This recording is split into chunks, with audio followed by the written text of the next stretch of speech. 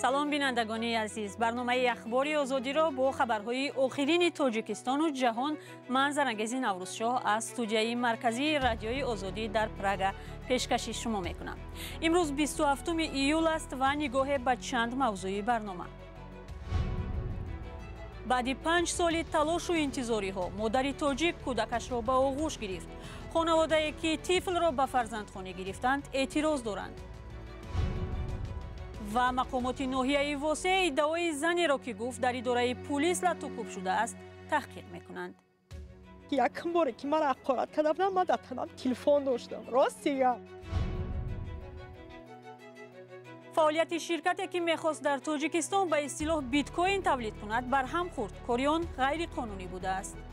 фаъолияти ғайриқонунӣ махсусан ҳамона биткоинш мекунем машғул шавад. қонунгузорӣ мода мутаассифона ҳеҷ ягонаш санад нест. додгоҳе дар Русия як тифли тоҷикро ки чанд соли пеш аз модараш ҷудо шуда буд бо волидони биологияш баргардонд. ҳукми додгоҳ ба фоидаи оилаи муҳоҷири тоҷик анҷом шуд. аммо волидони кӯдак мегӯянд қазия замоне ба охир мерасад ки фарзанди онҳо билохира ба Тоҷикистон оварда шавад. оилаи дуюми кӯдак намехоҳанд аз ӯ ҷудо шаванд ва муборизаро идома медиҳанд. достони баҳси ду оила бар сари кӯдакро дар гузориши аз Мумин Аҳмадӣ мебинем. ман фақат ёдрас мешавам ки ин гузориш комилан бар асоси наворҳои корбарони озодӣ таҳия шудааст.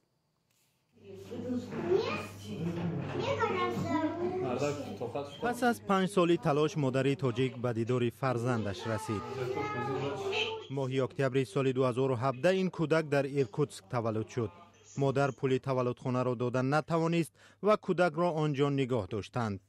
مقامات پرستاری ایرکوتسک این طفل تاجیک را به فرزندخانه یک عائله بی فرزندی بوریت دادند. زنی تاجیک و شوهر او همان سال امکان یافتند و برای بازگردانی کودک تلاش کردند.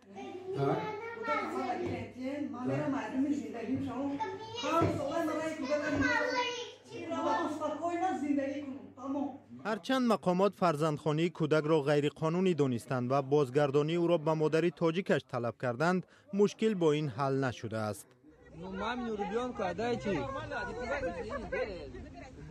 هرچند مقامات فرزندخوانی کودک را غیرقانونی دانستند و او را به مادری تاجیکش برگردانیدند، ظاهراً مشکل حل نشده است. مادر نمیتواند به کودکش به تاجیکستان برگردد.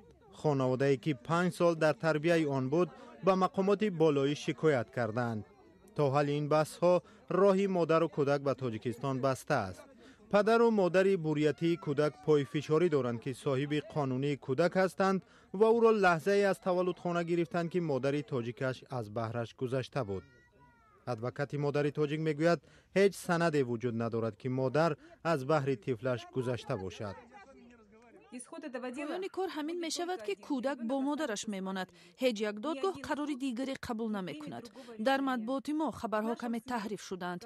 برای همین به نظر من کمی وقت می گذرد و همه چیز باز درست می شود. ولی مادر با کودکش در تاجیکستان خواهد بود.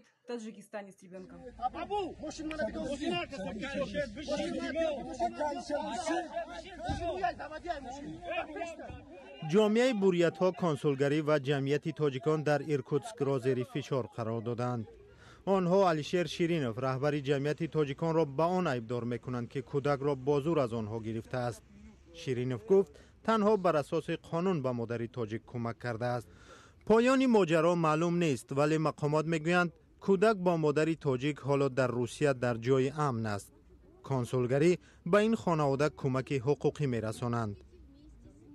که بازگشتن آنها به تاجیکستان معلوم نیست.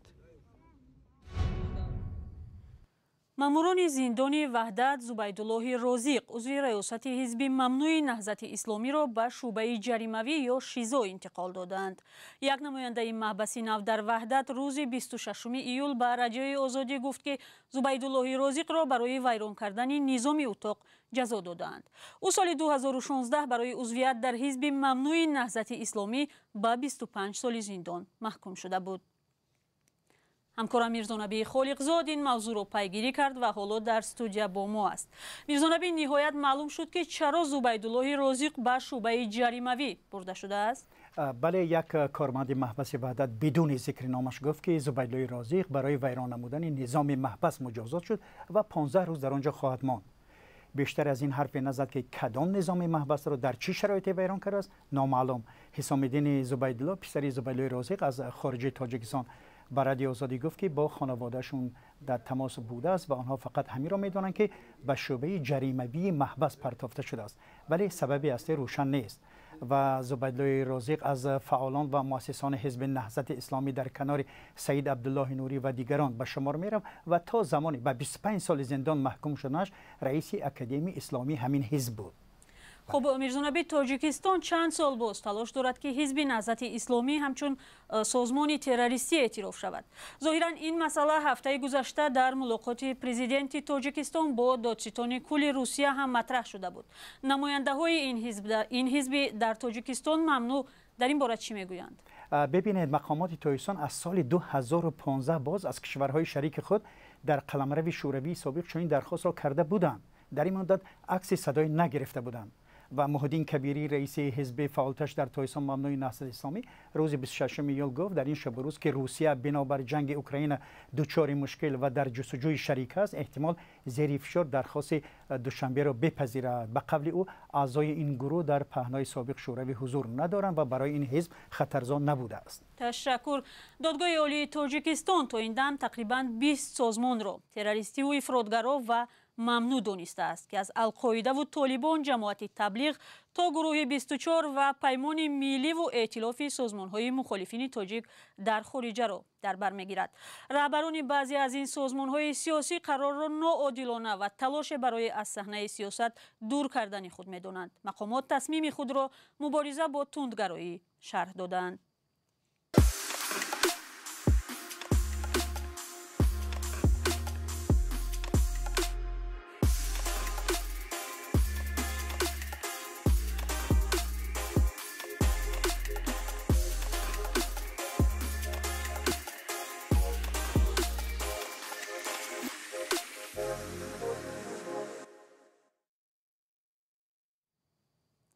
برنامه را با گزارش‌های دیگر پی می‌گیریم. تلاش یک زن در ناحیه واسه برای با خود آوردن تلفن به شعبه پلیس و اثبات بدرفتاری میلیساها با لطوکوبی او انجام یافته است. این زن ادعا دارد که کارمندان پلیس او را 3 روز در بازداشت نگاه داشته زدند. مقامات این ادعا را رد می‌کنند. چی پای این زن را به اداره پلیس کشید و چرا شکایت زنان از بدرفتاری هنگام بازداشت و پرسش‌ها زیاد می‌شود؟ محمود جان رحمتزاده گزارش دارد.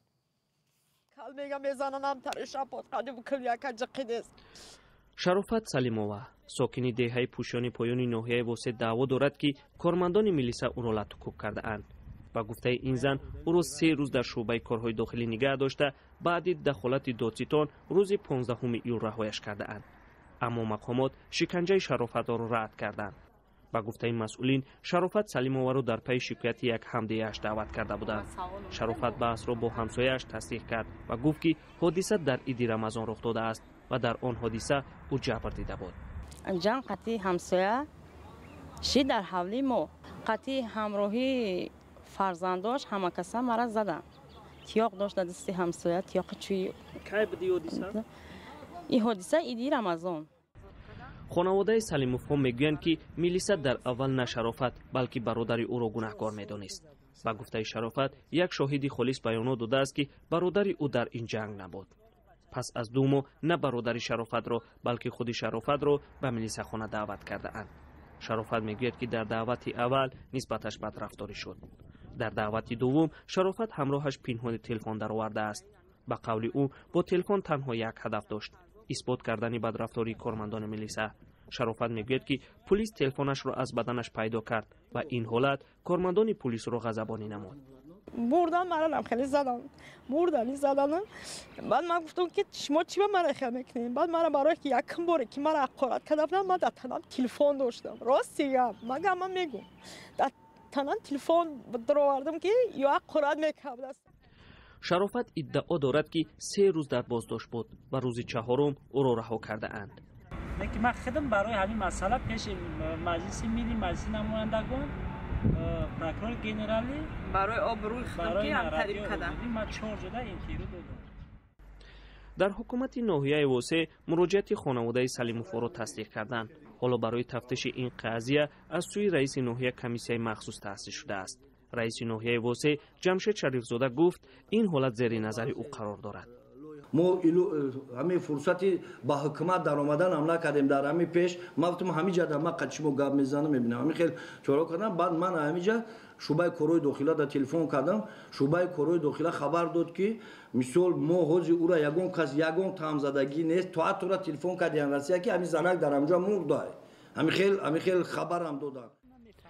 این بار اول نیست که زنها از شکنجه شدن خود در اداره های پلیس شکایت میکنند. سلیمووا میگوید که هنگام شکنجه تنها یک چیز را احساس کرد. کارمندان میلیسا میخواستند طریق شکنجه گناهی نکرده اش را به گردن او بار کنند.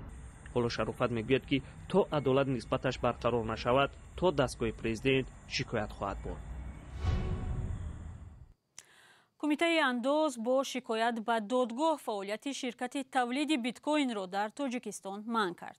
کاری شرکت را غیر قانونی خواندند. شرکت گنج تکنولوژی اعلام کرده بود که از سال روان با کارکرد پول دیجیتالی شروع می‌کند و برای این اجازه 12 اداره و وزارت را به دست آورده است.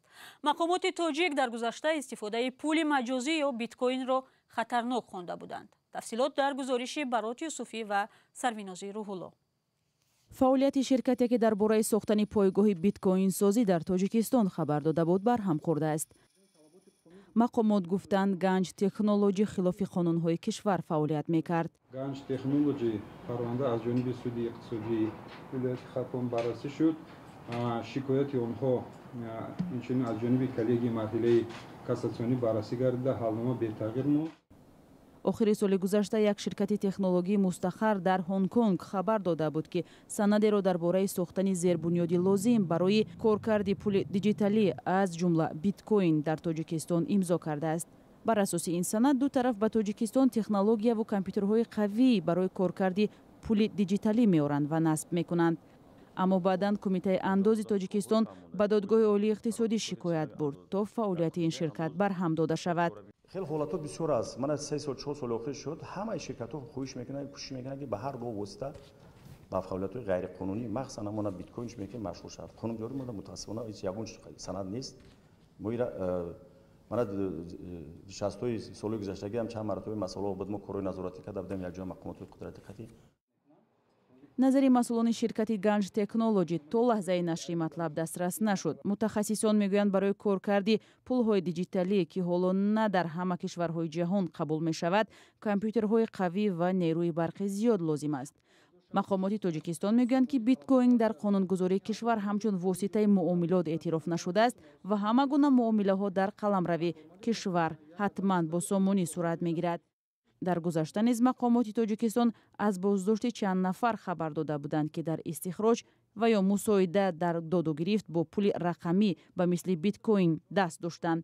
аз ҷумла дар вилояти суғд 4 нафарро дастгир карда буданд, вале мақомот ошкор нагуфтанд ки онҳо барои надодани андоз аз даромади додуситат бо пули рақамӣ гунаҳгор мешаванд ё дуздии ҳазорон киловатт нерӯи барқ ки компютерҳо барои ҳифзу рамзгузории пули рақамӣ истифода мебаранд. вазири тандурустии тоҷикистон мегӯяд кӯдакону наврасоне ки аз урдугоҳҳои сурия оварда шуданд ба ихтиёри вазорати тандурустӣ ва вазорати меҳнат вогузор мешаванд. сарнавишти ояндаи занону кӯдакони аз сурия баргардонидашударо хабарнигорон имрӯз аз ҷамолиддин абдуллозода вазири тандурустӣ пурсиданд. вай нагуфт ки ин наврасон дар куҷо ва дар чӣ шароит нигаҳдорӣ мешаванд. ба гуфтаи вазири тандурустӣ 146 зану кӯдаки тоҷик ки рӯзи 25 июл аз урдугоҳҳои сурия оварда шуданд аз ташхис гузаштанд. онҳо ба ягон беморӣ гирифтор набуданд. ахбори озодиро инҷо ба поён мерасонем. сипос ки то ин лаҳза бо мо будед. хабарҳои ҷолибу муҳими дигарро дар сомонаҳои озодӣ, шабакаҳои озодӣ видео дар ютуб ва саҳифаҳои фейсбукии мо, инстаграму одноклассники ва твиттер пайдо кунед.